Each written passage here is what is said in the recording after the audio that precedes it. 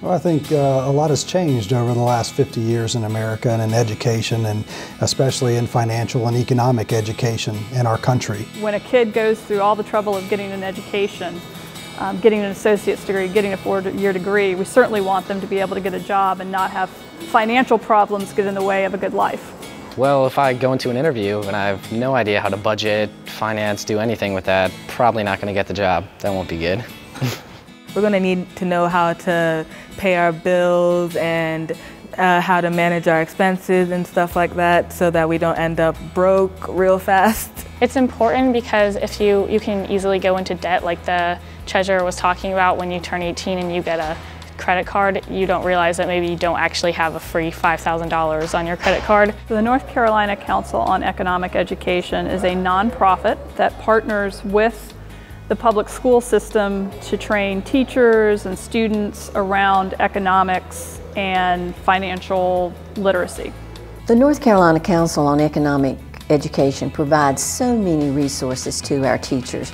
For example, they provide professional development to teachers across the state. At the last training, I was offered a CD that had over 100 books on it for us to be able to pull from, to get resources, to get lesson plans. They have provided that access to information and to building and to looking at things a little bit differently.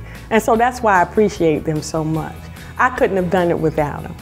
Well, the North Carolina Council on Economic Education has a mission of enhancing and advancing economic and financial education for North Carolina's teachers and students. NCCEE goes out into North Carolina, out into all 100 counties every year, trains some 1,500 teachers. That translates into 150,000 students across our states and teaches them the basics of financial literacy and economics. I think it's great that what they're doing for the middle school teachers, for high school teachers, you know, for teachers in general in the state of North Carolina, is giving us an opportunity to come here and to learn more about teaching financial literacy to students. And we're very excited to partner with the teachers and provide them with stories, techniques, games, tools that allow them to provide financial information to students in a way that's fun and exciting. I think all students need to have financial literacy.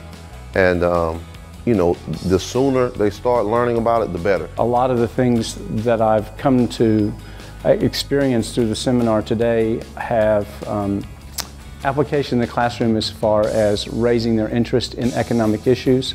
Well, the first reason it's important is because students must be engaged. If they're not engaged in their learning, they're not going to learn. A lot of the resources that NCCEE provides for us are in the forms of games. Right now we're doing the stock market game in civics and economics. So the stock market game is a great way for kids to learn about more advanced financial concepts, and kids pick a portfolio of stocks using, you know, an artificial $100,000 portfolio, and then watch how that performs. There's extensive research that indicates that the stock market game not only improves understanding of personal finance concepts and concepts regarding a market economy, but it also is proven to significantly raise math scores for students on standardized math tests. It's more than fun.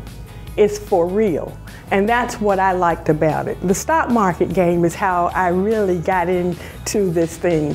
Well, we know that we're doing a good job with teachers because of the feedback that they give to us. We're here to be able to help prepare teachers even further in how they actually can more adequately teach these financial concepts, these economic concepts to its students. That's the mission of NCCEE, is to train teachers and students so that they have the financial knowledge they need to make good decisions. And we all know that if you share knowledge with people, whether they be students or teachers, they're more prepared to make good decisions in their lives and in their financial futures.